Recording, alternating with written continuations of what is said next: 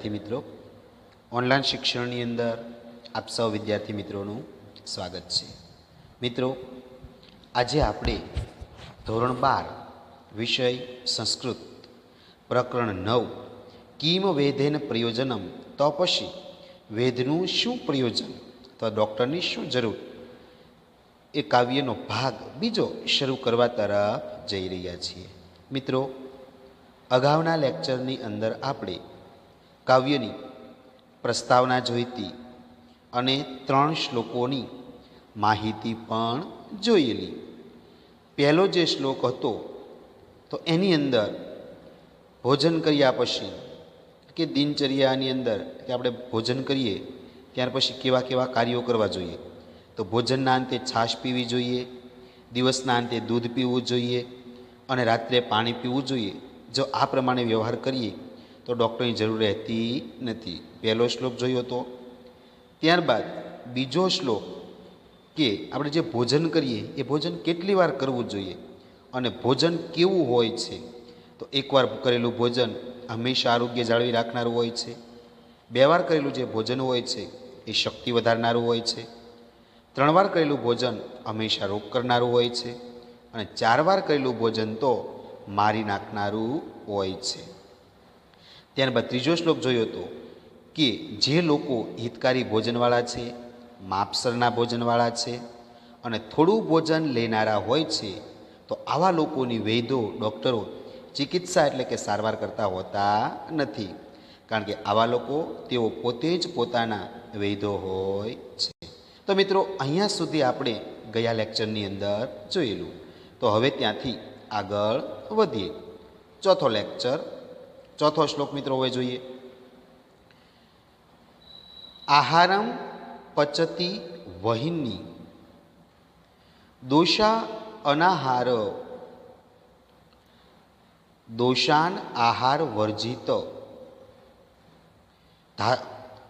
આહારમ પચતિ વહિની દોષા અનાહાર વર્જિત ધાતુન ક્ષીણેશુ દોષેશુ જીવિતમ ધાતુ સંશયે. વહિની એટલે કે અગ્નિ. વહિની એટલે કે અગ્નિ. વહિની એટલે કે અગ્નિ. વહિની એટલે કે અગ્નિ. વહિની, વહિની એટલે કે અગ્નિ. આહારમ એટલે આહારને. આહારમ એટલે આહારને. આહારમ એટલે કે આહારને. આહારમ એટલે આહારને. પચતિ એટલે પચાવે છે. પચતિ એટલે પચાવે છે. પચતિ એટલે કે પચાવે છે. વહિની આહારામ પચતિ. વહિની એટલે કે અગ્નિ, આહારમ એટલે કે આહારને અને પચતિ એટલે કે પચાવે છે. અગ્નિ આહારને પચાવે છે. વહિની પચતિ આહારમ. અગ્નિ આહારને પચાવે છે. દોષા અન આહાર વર્જિત. દોષ અન આહાર વર્જિત એટલે અન આહાર અગ્નિ દોષોને પચાવે છે. દોષાન અનાહાર એટલે કે અનાહાર અગ્નિ, દોષાન એટલે કે દોષોને, અને વર્જિત એટલે જે અન આહાર હોય, સારો ન હોય તે. અન આહાર વર્જિત એટલે કે અનાહાર અગ્નિ દોષોને પચાવે છે. દોષા અન આહાર વર્જિત. અન આહાર વર્જિત એટલે કે અગ્નિ, અનાહાર અગ્નિ દોષોને પચાવે છે. દોષા અનાહાર વર્જિત. અનાહાર અગ્નિ દોષોને પચાવે છે. અનાહાર અગ્નિ દોષોને પચાવે છે. દોષેશુ. દોષેશુ એટલે કે દોષોનો. દોષેશુ એટલે કે દોષોનો. દોષેશુ એટલે કે દોષોનો. ક્ષીણેશુ એટલે કે નાશ થતા. ક્ષીણેશુ એટલે કે નાશ થતા. ક્ષીણેશુ એટલે કે નાશ થતા. ધાતુન એટલે અગ્નિ ધાતુઓને પચાવે છે. ધાતુન એટલે કે અગ્નિ ધાતુઓને પચાવે છે. ધાતુન એટલે અગ્નિ ધાતુઓને પચાવે છે. દોષેશુ એટલે દોષોનો, ક્ષીણેશુ એટલે નાશ થતા અગ્નિ, ધાતુન એટલે ધાતુઓને પચાવે છે. દોષોનો નાશ થતા અગ્નિ ધાતુઓને પચાવે છે. દોષોનો નાશ થતા અગ્નિ ધાતુઓને પચાવે છે. ધાતુ સંશયે, ધાતુ સંશયે, ધાતુ એટલે કે ધાતુઓનો અને સંશયે એટલે કે નાશ થતા. ધાતુ સંશયે એટલે કે ધાતુઓનો નાશ થતા. ધાતુ સંશયે એટલે ધાતુઓનો નાશ થતા. ધાતુ સંશયે એટલે ધાતુઓનો નાશ થતા. ધાતુઓનો નાશ થતા અગ્નિ જીવિતમ એટલે કે અગ્નિ જીવનને વિકસિત કરે છે અથવા પરિપૂર્ણ કરે છે. જીવિતમ એટલે કે અગ્નિ જીવનને વિકસિત કરે છે અથવા પરિપૂર્ણ કરે છે. ધાતુ સંશયે જીવિતમ એટલે ધાતુઓનો નાશ થતા અગ્નિ જીવનને વિકસિત કરે છે અથવા પરિપૂર્ણ કરે છે. ત્યારબાદ મિત્રો જોઈએ આહારમ પચતી વહિની. વહિની એટલે કે અગ્નિ, વહિની એટલે અગ્નિ, વહિની એટલે અગ્નિ, વહિની એટલે અગ્નિ. આહારમ એટલે આહારને, આહારમ એટલે આહારને. પચતી એટલે પચાવે છે, પચતી એટલે પચાવે છે. આહારમ પચતી વહિની અગ્નિ ખોરાકને પચાવે છે.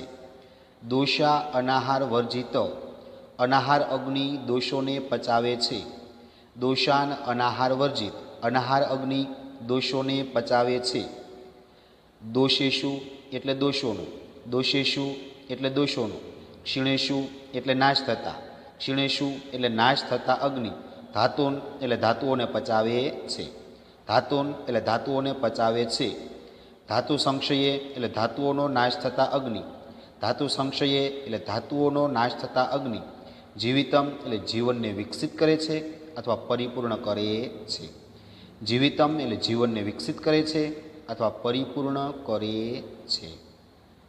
તો મિત્રો ચોથો જે શ્લોક છે એની અંદર આપણે જે ખોરાક લઈએ છીએ તો એ જે ખોરાકને આપણા શરીરની અંદર જે અગ્નિ રહેલો છે એ અગ્નિ એ આપણે જે ખોરાક લઈએ એ ખોરાકને પચાવે છે. ત્યારબાદ આપણે ગમે તેવો ખોરાક ખાધો, અનઆહાર જે પચે નહીં તેવો, હજમ ન થાય એવો પણ જે ખોરાક હોય તો એને પણ અગ્નિ આપણા શરીરની અંદર વૈશ્વાનર નામનો અગ્નિ રહેલો છે. તો આ વૈશ્વાનર નામનો અગ્નિ એ ખોરાકને પચાવે છે. એટલે અગ્નિ શું કરે? ખોરાકને પચાવે. એ દોષો હોય જે પચે નહીં તેવો ખોરાક હોય તો એને પણ એ પચાવે છે. એટલે અગ્નિ આહારને પચાવે છે, દોષોને પચાવે છે. અને હવે જે દોષો હોય જે ખરાબ આપણે જે ખાધેલું હોય બધું એ પણ પચી ગયા. એટલે દોષોનો નાશ થતા અગ્નિ જે ધાતુઓ, આપણું શરીર પંચ ધાતુઓનું બનેલું છે. આપણું શરીર છે એ પંચ ધાતુઓનું બનેલું છે એટલે ધાતુઓને પણ પચાવે છે. ત્યારબાદ આ ધાતુઓનો પણ નાશ થઈ જાય અને ત્યારબાદ એ જીવનને વિકસિત કરે. કોણ? તો કે અગ્નિ.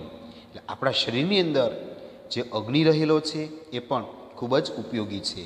તો અગ્નિ આહારને પચાવે છે, અનઆહાર એટલે કે જે પચે નહીં તેવો ભારે ખોરાક હોય એને પચાવે છે.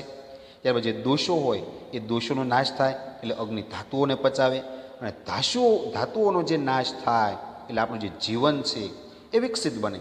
એટલે ખોરાકનું આપણે લોહી બને એ લોહી આપણા શરીર માટે ખૂબ જ ઉપયોગી છે. તો આવી રીતે આપણું શરીરની વૃદ્ધિ થાય એટલે આપણું જીવન વિકસિત કરે, આપણું જીવન પરિપૂર્ણ કરે છે. ત્યારબાદ મિત્રો પાંચમો શ્લોક જોઈએ. સ્મૃતિમાન યુક્તિ હેતુજ્ઞો જીતાત્મા પ્રતિપત્તિમાન ભિષગ ઔષધ સંયોગે ચિકિત્સા કર્તુમ અહર્તિ. સ્મૃતિમાન યુક્તિ હેતુજ્ઞો જીતાત્મા પ્રતિપત્તિમાન ભિષગ ઔષધ સંયોગે ચિકિત્સા કર્તુમ અહર્તી. તો મિત્રો જોઈએ, વેદ આ જે શ્લોક છે એ વેદનો ડૉક્ટરનો શ્લોક છે. ભિષગ, ભિષગ એટલે કે વેદ, ભિષગ એટલે કે વેદ, ભિષગ એટલે કે વેદ, ભિષગ એટલે વેદ. સ્મૃતિમાન એટલે કે સ્મરણ શક્તિવાળો, સ્મૃતિમાન એટલે સ્મરણ શક્તિવાળો, સ્મૃતિમાન એટલે સ્મરણ શક્તિવાળો. યુક્તિ હેતુજ્ઞો એટલે રોગના ઉપાય અને કારણને જાણનાર. યુક્તિ હેતુજ્ઞો, યુક્તિ હેતુજ્ઞો એટલે રોગના ઉપાય અને કારણને જાણનાર. યુક્તિ હેતુજ્ઞો એટલે રોગના ઉપાય અને કારણને જાણનાર. જીતાત્મા એટલે કે જીતાત્મા એટલે કે પોતાના આત્મા ઉપર વિજય પ્રાપ્ત કરનાર, એને જીતાત્મા કહેવાય. જીતાત્મા એટલે શું? પોતાના આત્મા ઉપર વિજય પ્રાપ્ત કરનાર. તો વેદ છે કેવો? જીતાત્મા એટલે પોતાના આત્મા પર વિજય પ્રાપ્ત કરનાર, એટલે મરનાર હોય એવા વ્યક્તિઓને પણ બચાવનાર. જીતાત્મા એટલે જીતાત્મા અથવા પોતાના આત્મા ઉપર વિજય પ્રાપ્ત કરનાર. પ્રતિપત્તિમાન એટલે સારી પરીક્ષા કરી જાણનાર. પ્રતિપત્તિમાન એટલે સારી પરીક્ષા કરી જાણનાર.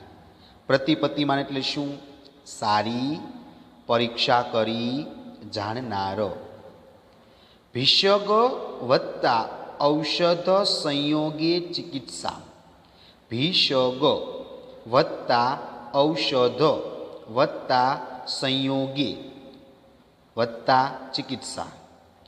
મિત્રો બીજો શબ્દ છે એમાં સંધિ છૂટી પડે. ભિષગ વત્તા ઔષધ વત્તા સંયોગ. ભિષગ એટલે વેદ, એ તો આપણે ઉપર લઈ લીધો. હવે ઔષધ, ઔષધ એટલે કે ઔષધોના, ઔષધ એટલે કે ઔષધોના, ઔષધ એટલે કે ઔષધોના. સંયોગેહી, સંયોગ એટલે કે મિશ્રણથી, સંયોગેહી એટલે મિશ્રણથી, સંયોગેહી એટલે કે મિશ્રણથી, સંયોગેહી એટલે કે મિશ્રણથી. ચિકિત્સા, ચિકિત્સામ એટલે કે ચિકિત્સા અથવા સારવાર, ચિકિત્સામ એટલે કે ચિકિત્સા અથવા સારવાર. કર્તુમ અહર્તી એટલે કરવાની લાયક હોય છે. કર્તુમ અહર્તી એટલે કરવાની લાયક હોય છે. ચિકિત્સા કરવાની લાયક હોય છે. ફરીવાર મિત્રો સમજીએ. ભિષગ મિત્રો એક નંબર આપો, એટલે કે વેદ અથવા ડૉક્ટર. ભિષગ વત્તા ઔષધ વત્તા સંયોગ મિશ્રતી. ભિષગ એટલે કે વેદ, ભિષગ એટલે વેદ. સ્મૃતિમાન એટલે સ્મરણ શક્તિવાળો, સ્મૃતિમાન એટલે સ્મરણ શક્તિવાળો. યુક્તિ હેતુજ્ઞો એટલે રોગના ઉપાય અને કારણને જાણનાર. યુક્તિ હેતુજ્ઞો એટલે રોગના ઉપાય અને કારણને જાણનાર. જીતાત્મા એટલે જીતાત્મા, પોતાના આત્મા ઉપર વિજય પ્રાપ્ત કરનાર. જીતાત્મા એટલે જીતાત્મા, પોતાના આત્મા ઉપર વિજય પ્રાપ્ત કરનાર. પ્રતિપત્તિમાન એટલે સારી પરીક્ષા કરી જાણનાર. પ્રતિપત્તિમાન એટલે સારી પરીક્ષા કરી જાણનાર. ઔષધ મિત્રો અહીંયા સંધિ જોડ્યું. ભિષગ વત્તા ઔષધ. ઔષધ એટલે ઔષધોના, ઔષધ એટલે ઔષધોના. સંયોગેહી એટલે મિશ્રણથી, સંયોગ એટલે મિશ્રણ કરવું તે, સંયોગી એટલે મિશ્રણથી. ચિકિત્સામ એટલે કે ચિકિત્સા, ચિકિત્સામ એટલે ચિકિત્સા. કર્તુમ અહર્તી એટલે કરવાની લાયક હોય છે. વેદ સ્મરણ શક્તિવાળો, રોગના ઉપાય અને કારણને જાણનાર. જીતાત્મા પોતાના આત્મા ઉપર વિજય પ્રાપ્ત કરનાર. સારી પરીક્ષા કરી જાણનાર. ઔષધોના મિશ્રણથી ચિકિત્સા કરવાની લાયક હોય છે. તો મિત્રો આ જે શ્લોક છે એની અંદર ડૉક્ટર વેદ કેવો હોવો જોઈએ એના વિશે સમજાવ્યું છે કે ભાઈ ડૉક્ટર વેદ કેવો હોવો જોઈએ? તો ડૉક્ટર છે એ સ્મરણ શક્તિવાળો હોવો જોઈએ, યાદ શક્તિવાળો હોવો જોઈએ, એને બધું યાદ રહેવું જોઈએ. નહીંતર કઈ દવા કોને આપી દેવી એ ખબર ન રહે તો રોગ મટાડવાને બદલે બીજા રોગો ઉત્પન્ન થાય. આપણને તાવ આવ્યો હોય અને ઝાડાની ટેબ્લેટ આપી દઈએ તો પછી એ ભારે થઈ પડે છે. એટલે વેદને બધું યાદ રહેવું જોઈએ કે કઈ દવા કયા રોગની અંદર ઉપયોગી છે. એટલે વેદ સ્મરણ શક્તિવાળો હોવો જોઈએ. પછી રોગના ઉપાય અને કારણને જાણનાર કે ભાઈ આ વ્યક્તિને કયો રોગ થયો છે, એ રોગને મટાડવાનું કારણ શું છે. તો આવો એટલે રોગના ઉપાય અને રોગનું કારણ શું છે એ પણ ખબર પડવી જોઈએ. ભાઈ જીતાત્મા કે જેણે આત્મા પર વિજય પ્રાપ્ત કરે તેવો કે ભાઈ મરનાર વ્યક્તિ હોય એને પણ એ બચાવી શકે એવો હોવો જોઈએ. તો એને શું કહેવાય? જીતાત્મા કહેવાય. અને ત્યારબાદ પ્રતિપત્તિમાન એટલે કે સારી પરીક્ષા કરી જાણનાર કે ભાઈ આને આ રોગ છો તો સારું યોગ્ય પરીક્ષણ કરે કે નહીં, આ વ્યક્તિને આ જ રોગ થયો છે તો સારું પરીક્ષણ કર્યું અને ત્યારબાદ ઔષધોનું મિશ્રણ એટલે અલગ અલગ જે દવા છે આને કઈ દવા આપવી, કેવી દવા આપવી, કઈ દવા મિક્સ કરવી, તો ઔષધોનું મિશ્રણ કરી અને આવી જે ચિકિત્સા સારવાર કરી તો આવો ડૉક્ટર હોવો જોઈએ. તો અહીંયા 5મા શ્લોકની અંદર એ વેદ ડૉક્ટરના એ લક્ષણો, ડૉક્ટર કેવો હોવો જોઈએ એ જણાવવામાં આવેલું છે. ત્યારબાદ મિત્રો 6થો શ્લોક જોઈએ. 6થો જે શ્લોક છે તો એની અંદર વ્યાયામ જે કસરત જે આપણે કરીએ છીએ તેના વિશે સમજાવ્યું છે.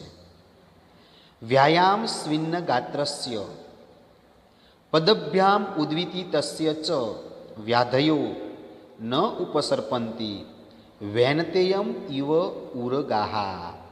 વ્યાયામ સ્વિન્ન ગાત્રસ્ય પદાભ્યામ ઉદ્વિતી તસ્ય ચ વ્યાધયો ન ઉપસર્પંતી વૈનતેયમ ઇવ ઉરગાહા. તો મિત્રો જોઈએ સમજૂતી.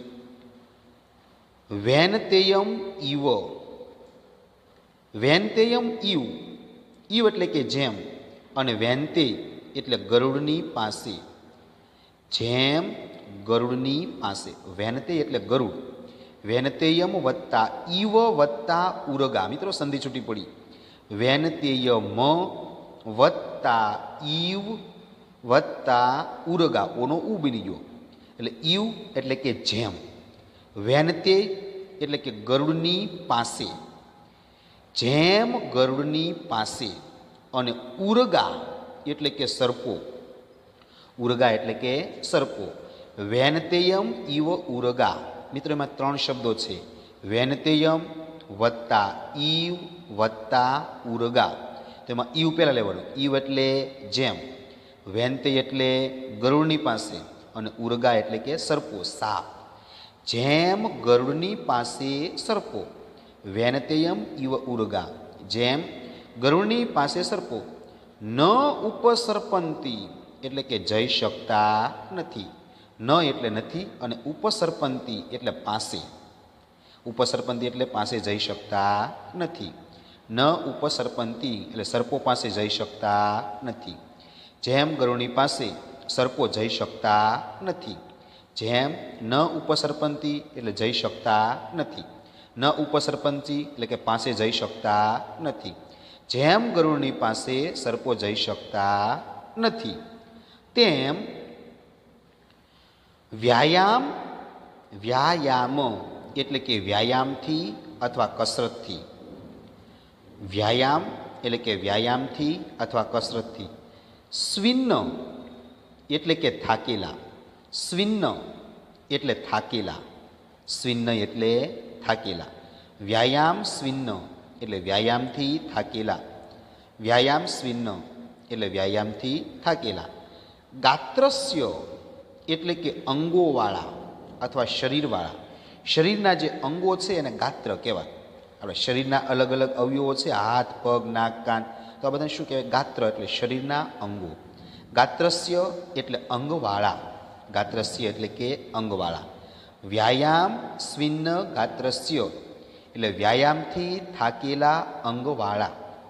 વ્યાયામ સ્વિન્ન ગાત્રસ્ય એટલે વ્યાયામથી થાકેલા અંગવાળા.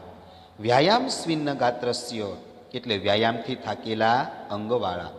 વ્યાયામ સ્વિન્ન ગાત્રસ્ય, વ્યાયામથી થાકેલા અંગવાળા. પદભ્યામ ઉદ્વિતી તસ્ય, પદભ્યામ એટલે કે બે પગો વડે. પદભ્યામ વત્તા ઉદ્વિતી તસ્ય, મિત્રો સંધિ છૂટી પડી. પદભ્યામ વત્તા ઉદ્વિતી તસ્ય, પદભ્યામ વત્તા ઉદ્વિતી તસ્ય. પદભ્યામ એટલે કે બે પગો વડે. પદભ્યામ એટલે કે બે પગો વડે. પદભ્યામ એટલે કે બે પગો વડે. અને ઉદ્વિતી તસ્ય, ઉદ્વિતી તસ્ય એટલે કે આગળ ગતિ કરનાર પુરુષની પાસે. ઉદ્વિતી તસ્ય એટલે કે આગળ ગતિ કરનાર પુરુષની પાસે. ત્યાં 7 નંબર આપો. ઉદ્વિતી તસ્ય એટલે આગળ ગતિ કરનાર પુરુષની પાસે. પદાભ્યામ ઉદ્વિતી તસ્ય એટલે બે પગો વડે આગળ ગતિ કરનાર પુરુષની પાસે. પદાભ્યામ એટલે બે પગો વડે, ઉદ્વિતી તસ્ય એટલે આગળ ગતિ કરનારની પાસે, એટલે કે મહેનત પરિશ્રમ કરનારની પાસે. વ્યાધયો, વ્યાધયો એટલે કે રોગો. વ્યાધયો એટલે કે રોગો. વ્યાધયો એટલે રોગો. અને ન ઉપસર્પંતી, મિત્રો બીજી વાર લેવાનું છે.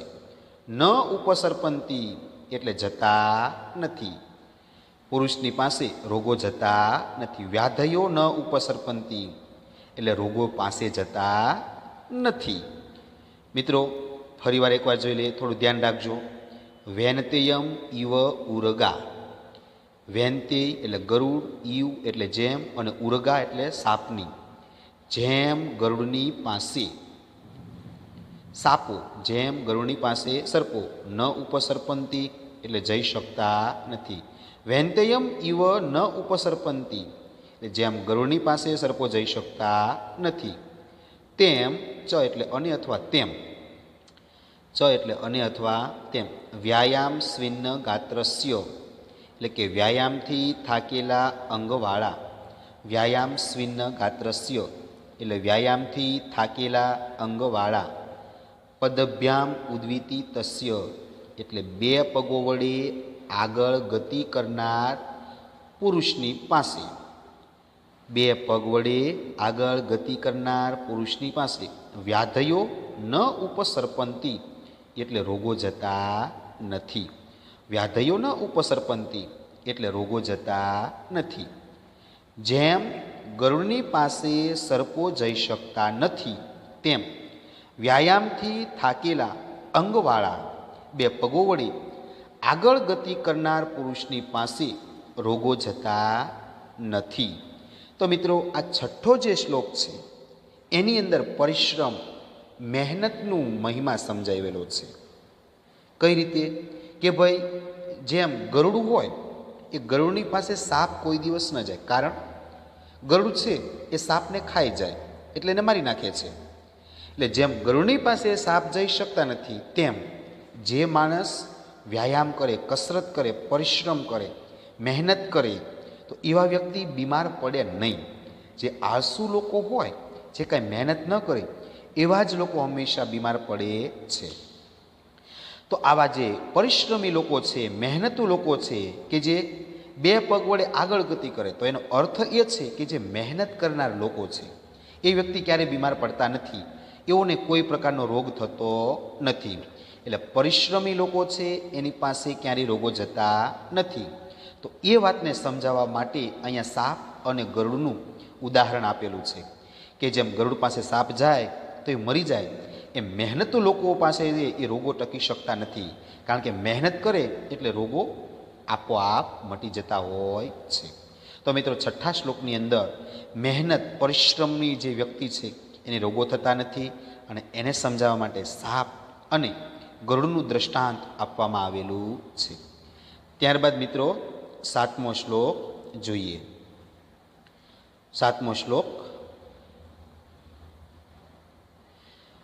વયો બલ શરીરાણી દેશ કાલાન ચ સમીક્ષ કુર્યાદ વ્યાયામ અન્યથા રોગ ઉત્પન્નાત. તો મિત્રો 7મા શ્લોકની વયો બલ શરીરાણી દેશ કાલ અશનાની ચ સમીક્ષ કુર્યાદ વ્યાયામ અન્યથા રોગમ આપનું યાત. તો મિત્રો સમજૂતી જોઈએ. વયો બલ શરીરાણી એટલે કે મનુષ્યએ શબ્દ મિત્રો લઈ લેવાનો કે મનુષ્યએ વયો એટલે કે પોતાની ઉંમર. વય એટલે શું? પોતાની ઉંમર. વય એટલે કે પોતાની ઉંમર. વય એટલે પોતાની ઉંમર. બલો, બળ એટલે કે બળ અથવા શક્તિ. બલો એટલે બળ. બલો એટલે કે બળ. બલો એટલે કે બળ. અને શરીરાણી એટલે કે અને શરીરને. શરીરાણી એટલે કે અને શરીરને. વય બલ શરીરાણી. મિત્રો 3 શબ્દો છે. વયો એટલે કે મનુષ્ય પોતાની ઉંમર. વય એટલે શું? પોતાની ઉંમર. બલ એટલે કે બળ. બલ એટલે બળ. અને શરીરાણી એટલે શરીરને. મનુષ્યએ પોતાના ઉંમર, બળ અને શરીરને. મનુષ્યએ પોતાની ઉંમર, બળ અને શરીરને. ચ એટલે તથા. ચ એટલે તથા. ચ એટલે કે તથા. ચ એટલે કે તથા. દેશ કાલાની. દેશ કાલાન અશનાની. એમાં પણ મિત્રો 3 શબ્દો છે. દેશ કાલ વત્તા અશનાની. દેશ એટલે કે દેશ. દેશ એટલે દેશ. કાલ, કાલ એટલે કે કાળ અથવા સમય. કાળ એટલે કે કાળ અથવા સમય. અને અશનાની એટલે કે આહારને અથવા ખોરાકને. અશનાની એટલે કે આહારને અથવા ખોરાકને. અને આહારને. દેશ કાળ અને આહારને. દેશ કાળ અશનાની એટલે કે દેશ કાળ અને આહારને. સમીક્ષ એટલે કે બરાબર તપાસીને. સમીક્ષ એટલે કે બરાબર તપાસીને. સમીક્ષ એટલે કે બરાબર તપાસીને. વ્યાયામ. વ્યાયામ એટલે કે વ્યાયામ અથવા કસરત. વ્યાયામ એટલે કે વ્યાયામ અથવા કસરત. અને કુર્યાદ. કુર્યાદ એટલે કે કરવો જોઈએ. વ્યાયામ કરવો જોઈએ. વ્યાયામ કુર્યાદ એટલે વ્યાયામ કરવો જોઈએ અથવા કસરત કરવી જોઈએ. વ્યાયામ કુર્યાદ એટલે વ્યાયામ કરવો જોઈએ અથવા કસરત કરવી જોઈએ. અન્યથા, વ્યાયામ વત્તા અન્યથા. મિત્રો સંધિ છૂટી પડી. અન્યથા એટલે કે અન્યથા અથવા નહીતર. અન્યથા એટલે અન્યથા અથવા નહીતર. રોગમ આપનું યાત. રોગમ એટલે કે રોગ અને આપનું યાત એટલે ઉત્પન્ન થાય છે. રોગમ આપનું યાત એટલે કે રોગ ઉત્પન્ન થાય છે. રોગમ આપનું યાત એટલે કે રોગ ઉત્પન્ન થાય છે. ફરીવાર મિત્રો જોઈ લઈએ. મનુષ્યએ. વયો એટલે મનુષ્યએ પોતાની ઉંમર. વયો એટલે મનુષ્યએ પોતાની ઉંમર. બલ એટલે કે બળ. બલ એટલે કે બળ અને શરીરાણી એટલે કે શરીરને. શરીરાણી એટલે કે શરીરને. ચ એટલે તથા. ચ એટલે તથા. દેશ એટલે કે દેશ. દેશ એટલે દેશ. કાલ એટલે કાળ. કાલ એટલે કાળ. અશનાની એટલે કે અને આહારને. અશનાની એટલે આહારને. સમીક્ષ એટલે બરાબર તપાસીને. સમીક્ષ એટલે બરાબર તપાસીને. સમીક્ષ એટલે બરાબર તપાસીને. વ્યાયામ એટલે વ્યાયામ અથવા કસરત. વ્યાયામ એટલે વ્યાયામ. કુર્યાદ એટલે કરવો જોઈએ. કુર્યાદ એટલે કરવો જોઈએ. અન્યથા એટલે અન્યથા અથવા નહીતર. અન્યથા એટલે અન્યથા અથવા નહીતર. રોગમ આપનું યાત એટલે રોગ ઉત્પન્ન થાય છે. રોગમ આપનું યાત એટલે કે રોગ ઉત્પન્ન થાય છે. મનુષ્યએ પોતાની ઉંમર, બળ અને શરીરને તથા દેશ કાળ અને આહારને બરાબર તપાસીને વ્યાયામ કરવો જોઈએ. તો મિત્રો 7મો જે શ્લોક છે એની અંદર આપણે કઈ રીતે કસરત કરવી, કસરત કરતી વખતે કઈ કઈ બાબતનું ધ્યાન રાખવું એના વિશે સમજાયું છે કે ભાઈ મનુષ્યએ છે એક તો પોતાની પોતાના ઉંમરનું ધ્યાન રાખવું જોઈએ કે ભાઈ પોતાની ઉંમર કેવી છે અને એ પ્રમાણે વ્યાયામ કસરત કરવી જોઈએ. પછી બીજું, પોતાનામાં બળ શક્તિ કેટલી છે એ શક્તિને ધ્યાનમાં રાખીને કસરત કરવી જોઈએ. પછી તમારામાં શક્તિ હોય નહીં, કેપેસિટી હોય 25 કિલોની અને ઉપાડો 100 કિલો, તો શું થાય? બેસી જવાય, કોઈ ફાયદો થાય નહીં, ફાયદાને બદલે નુકસાન થાય. એટલે શક્તિને ધ્યાનમાં રાખવાની અને આપણા શરીરનું પણ ધ્યાન રાખવાનું છે. એટલે શું? એક તો આપણી ઉંમર ધ્યાનમાં રાખવાની, આપણી શક્તિ ધ્યાનમાં રાખવાની અને આપણું જે શરીર છે એ શરીરને પણ ધ્યાનમાં રાખવાનું છે. ત્યારબાદ દેશ, અલગ અલગ દેશની અંદર અલગ અલગ નિયમો હોય એટલે દેશને પણ ધ્યાનમાં રાખવાનું. પછી કાળ, સમય, ગમે ત્યારે કસરત કરવા નહીં મંડી પડવાનું, એટલે સમયને પણ ધ્યાનમાં રાખવાનું. અને અષ્ટાંગ, ખોરાક, આપણે જે ખોરાક લઈએ છીએ એ ખોરાક કેવો છે એ પણ ધ્યાનમાં રાખવાનું છે. તો આપણી ઉંમર, આપણી શક્તિ, આપણું શરીર, દેશ, સમય અને આપણો ખોરાક, આ બધી બાબતો ધ્યાન રાખી અને આપણે કસરત કરવાની છે, વ્યાયામ કરવાનો છે. જો આ બાબતોનું ધ્યાન ન રાખીએ તો આપણને ફાયદાને બદલે એ આપણને રોગ, એની આડઅસર થાય, એટલે રોગો ઉત્પન્ન થાય છે. તો આપણા શરીરનું, આપણા સ્વાસ્થ્યનું આપણે ધ્યાન રાખીએ, એ કઈ કઈ બાબતો ધ્યાન રાખવી એ આ કાવ્યની અંદર સમજાવવામાં આવેલું છે. તો આજે છે એ સુશ્રુત સંહિતા નામનો જે ગ્રંથ છે અને ચિકિત્સા સ્થાન છે એમાં 24મો જે અધ્યાય છે એની અંદર આ શ્લોકો આપવામાં આવેલા છે. તો મિત્રો, આ 7મું જે કાવ્ય છે એ 7મા કાવ્યની અંદર આપણે કઈ કઈ બાબતોનું ધ્યાન રાખવું, કઈ કઈ બાબતો ધ્યાનમાં રાખવી તો આપણું સ્વાસ્થ્ય સારું રહે એ સમજાવવામાં આવેલું છે. તો મિત્રો, અહીં આપણે આ 9મું કાવ્ય એ પૂર્ણ કરીએ છીએ.